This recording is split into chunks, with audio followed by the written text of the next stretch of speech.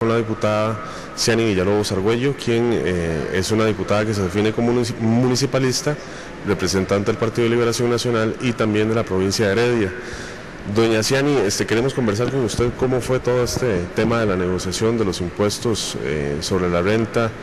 todo el estira y encoge la negociación entre los municipalistas, los diputados municipalistas, entre los diputados que defendían a los agricultores, qué papel jugaban los grandes productores, ¿verdad? Y los grandes propietarios de extensiones de tierra enormes en el país, y pues básicamente cómo se dio esta negociación. Buenas tardes, bienvenida. Buenas tardes y un placer compartir con todos ustedes. En realidad fue un tema, creo que bastante complejo, bastante difícil para poder resolverlo de una forma efectiva, porque aquí estábamos hablando de dos sectores sumamente importantes para el país. Estamos hablando de la seguridad alimentaria y estamos hablando de la seguridad del país entero, porque estamos hablando de municipalidades que son 81 cantón, la conformación del país. La historia nos remonta a 1996, cuando el impuesto de caminos o territoriales que se pagaba en Hacienda fue trasladado a las municipalidades, porque Hacienda era muy deficiente para manejar este impuesto, y aún en las condiciones más complejas, no existía internet, no existían las computadoras, no teníamos topógrafos, no teníamos peritos, ingenieros, unidades técnicas listas en las municipalidades, y un dicho que a mí me gusta mucho, que dice don Fabio Molina: aprendieron a bailar bailando, y lograron formar sus equipos de trabajo con muchísima fortaleza, y hoy por hoy la peor municipalidad de este país es mucho más eficiente que lo que fue el gobierno para administrar este impuesto. Este impuesto no solamente se lo deja a la municipalidad, sino que como nuestro país es tan centralista, la municipalidad les transfiere recursos al Estado, les transfiere un 3% al registro de la propiedad, les transfieren 1% a Hacienda, pero a mí uno de los que más me preocupaba era el 10% que se les transfiere a la educación del país, que se les transfieren a las juntas de educación, que generalmente están consolidadas por mujeres. Son las mujeres las que le hacen frente a las juntas de educación y que se encargan de los gastos administrativos de una institución pública. ¿Cuáles gastos? Bueno, el gasto de la electricidad, del agua, todos los servicios que se ofrecen, inclusive de compra de alimentos y demás, que con mucho esfuerzo, en muchas ocasiones, hasta para tapar una gotera, tienen que vender números, tienen que hacer empanadas, tienen que hacer bingos, tienen que hacer actividades, y todavía en esas circunstancias nosotros le íbamos a restar recursos, porque estamos hablando que es un 10%, es sustancialmente importante el recurso que va a la educación de este país, y de igualmente todo lo que es la obra social, a los hogares de ancianos y demás. Pero también reconocía que efectivamente estas plataformas que fueron entregadas por la firma de Roche a las municipalidades, en algunos casos fueron desmedidas y tal vez no fueron la mejor manera de poder expresar numéricamente esto, porque se reflejaba mucho una plataforma muy urbanística y no contemplaba las grandes extensiones en la diferenciación de lo que son las producciones.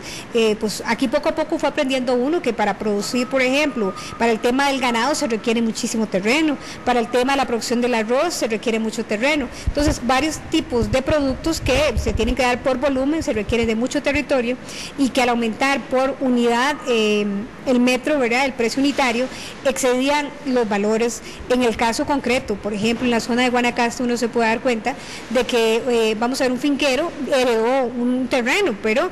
fue heredado y tal vez tiene 10 vacas y eso no le va a producir los millones que requeriría para pagar esa cantidad de terreno. Entonces también hay que hacer conciencia de ambas partes, de las circunstancias difíciles que enfrentaban ambos sectores. El ser empático con ambos sectores, aun cuando yo sea tan municipalista, no podía cegar los ojos a que había que buscar una solución al problema.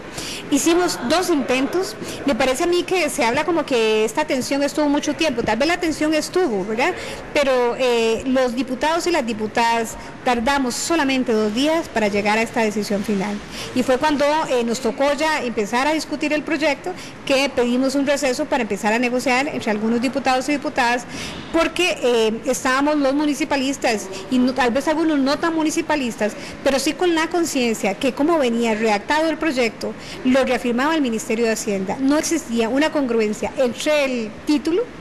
que es preservación del uso del suelo, con lo que significaba el objeto del proyecto, que era una exoneración exoneración del impuesto, era otra cosa totalmente diferente, pero peor aún nos comprobó el Colegio de Ingenieros Agrónomos que la propuesta era una propuesta elitista, era una propuesta que venía a beneficiar a los grandes en detrimento de los pequeños, porque el último censo agropecuario de 1984 nos indicaba que solo un 5% del terreno utilizado era de pequeños y las demás de 200 hectáreas pertenecían a los grandes. Entonces aquí no existía ninguna justicia tributaria y se convertía en un impuesto regresivo. Así que el proyecto tal y como venía era un proyecto absolutamente malo, re malo, y que realmente iba en contra de las municipalidades, en contra del desarrollo social, en contra del desarrollo económico de los cantones y sobre todo en contra de los pequeños y medianos agricultores. Era una iniciativa del gobierno, ¿verdad? Fue un proyecto que se redactó así nos lo hizo saber don Guido y don Álvaro, lo redactaron ellos en conjunto con la ministra de Agricultura, que fue avalado en la Presidencia de la República, que fue enviado por la Presidencia de la República y que fue convocado en sesiones extraordinarias. Bueno, se logran paralelamente a la votación de este proyecto de ley también otras cosas importantes, como es el tema que usted acaba de tocar, que es que se realice un censo agrícola en el país, sí, cosa que no se hace desde 1985, me parece. 1984. Aquí hay varias ganancias. Yo le digo que no salgo del asombro en ver tan satisfecho a las partes, ¿verdad? Ver satisfecho a las municipalidades, ver satisfecha a los agricultores, pero también se ganan varias cosas. Una es, de una vez por todas, determinar una plataforma agrícola con su especificidad.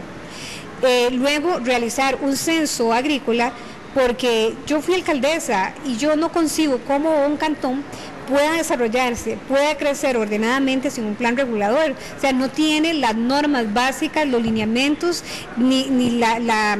visión a futuro. La cancha marcada. No tiene la cancha marcada y no tiene cuál es su visión a futuro. Yo no me explico a esta fecha, y tal vez suene raro que una diputada de oficialista manifieste lo que voy a decir, pero yo no entiendo cómo se pueden, se puedan externar, se puedan dar o desarrollar políticas agrarias si no tienen un censo y no saben qué es lo que tienen. O sea, eso es misión imposible. Entonces quiere decir que toda política que se haga en ese sentido es una política a veces hasta de ocurrencias o tal vez de algunos censos, pero no es la muestra real de lo que tiene el país, porque inclusive este censo nos decía que existía una gran tendencia a cada vez que los chiquitillos fueran consumidos por las grandes empresas productoras o transnacionales y fueran absorbidas y más bien cada vez fueran menos. Entonces hay que ver realmente qué pasó con este país, cuál ha sido el desarrollo, cuál ha sido la tónica en la parte agrícola. Y la parte agrícola no es una parte que puede decir usted está fuera de lo municipal, no, si está en el territorio municipal, y para las municipalidades va a ser muy importante tener con toda claridad cuál es la cantidad o la porción de terreno que está dedicada a la producción agrícola y a la seguridad alimentaria de este país, y así saber también cuál es el futuro que tiene Costa Rica con respecto a la situación que pasa el mundo con lo que es una carencia en la parte alimentaria. No, y más siendo un sector tan sensible en el país, ¿verdad? Algo tan importante. Doña Ciani, también se contemplan sanciones a esa gente que se quiere pasar de vivilla, ¿verdad? Que quiere hacer la exoneración, que quiere decir que su finca produce, por decir algo, banano, y al fin y al cabo se comprueba que no es banano que produce o que no produce la cantidad que declara. Ahí también entra la parte de la sanción. Claro, lo importante es que se establece que debe existir un formulario elaborado por el Ministerio de Hacienda con el apoyo del Ministerio de Cultura, que es el que tiene todos los factores, o por lo menos que podría ser calificársele, y es bajo una declaración jurada que el agricultor o la agricultora va a ir a pedir que ese aumento que no proceda más del 20% se le aplique porque es un productor. Y en ese sentido, yo espero que sean los menos, porque yo soy muy abierta, y en el Facebook me escribió un señor y me decía, doña Ciani, pero muchos vivillos se van a querer meterle. Yo espero que sean los menos, pero para eso existen las sanciones y le queda la potestad a la municipalidad de poder ir al sitio y corroborar efectivamente que no es que tiene una mata de guineo o un palo de naranja y que dice que es agricultor por eso, sino es que tenga que incidir en la producción de este país, y dentro de la ley 8835 está claro que un pequeño agricultor es el que tiene a su familia trabajando en la producción y que también vende producto. Entonces ya también sabemos que es un pequeño y un mediano, aún esa misma ley de 8835. Entonces, bueno, pasando la hoja y cambiando de tema, ahora antes de la sesión consultaba con el diputado jefe de fracción, su compañero de bancada, don Fabio Molina, y me decía que existe ya un acuerdo de jefes de fracción para el tema de eurobonos, para votar eurobonos el día de hoy. ¿Nos puede hablar algo usted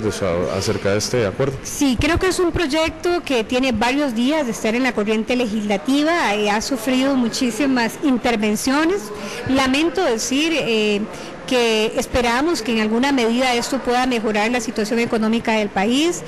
sobre todo si no rebajan las tasas de interés, por lo menos no sigan aumentando y asfixiando sobre todo a la clase trabajadora y profesional de este país. Todos los que se encuentran en un estatus como el mío, que tuvimos que forcearla, como dicen en el campo, para llegar a tener una carrera y que somos asalariados, vivimos de nuestros trabajos, por supuesto que tenemos una casa y para poder hacer esa casa tuvimos que hacer un préstamo para poder tenerla, y esos préstamos